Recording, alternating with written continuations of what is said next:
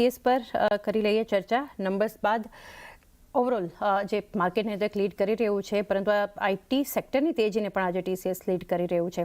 2% ઉપર stock around 2100 આ levels પર ટ્રેડ સ્ટોક અત્યારે બતાવી રહ્યું છે. વોલ્યુમ્સ પણ ઘણા સ્ટ્રોંગ છે. ટીસીએસ જ્યારે સ્ટોકમાં આટલી મજબૂતી છે, શું કરવું જોઈએ સોમિલ?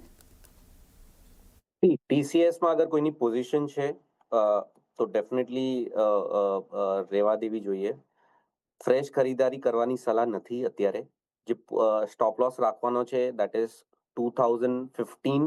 આ એક સ્ટોપ લોસ રાખીને પોઝિશન ઓપન રાખી શકો છો. ઓવરઓલ અગર આઈટી સેક્ટરની આપણે વાત કરીએ તો હજી પણ મારો વ્યૂ નેગેટિવ છે, બીકોઝ બહુ ટાઈમથી એક ડાઉનવર્ડ ટ્રેન્ડમાં છે. દેટ ડઝ નોટ મીન કે અહીંયાથી આપણે આ સેક્ટરમાં શોર્ટ કરી શકીએ. શોર્ટ કરવાની સલાહ જરા પણ નથી. અત્યારે વેટ એન્ડ વોચની સિચ્યુએશન છે. જ્યારે પણ આ બધા સ્ટોક્સ 40 ડેલી મૂવિંગ એવરેજ એના પ્રીવિયસ સ્વિંગ હાઈઝ મંથલી ને ક્વાર્ટરલીમાં જ્યારે ઈ સ્વિંગ હાઈઝ ઉપરમાં તૂટે ત્યારે આની અંદર એક કન્ફર્મેશન સાથે આપણે કામ કરીએ, that will be a better strategy rather than taking a risk right now. એટલે થોડુંક ઉપર આવે, એવરેજીસની ઉપર સસ્ટેન થાય. ટીસીએસનો જે 40 ડેલી મૂવિંગ એવરેજ છે એ અરાઉન્ડ 2190 પર છે.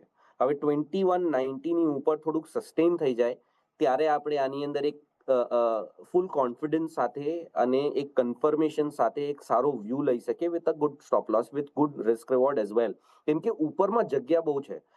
એટલે ઓવરઓલ અગર તમે જો તો એકાદ બે સ્ટોક મને ગમે પણ છે. દેટ ઇઝ કોફોર્જ મને બહુ જ ગમે છે ઇન ધ આઈટી પેક.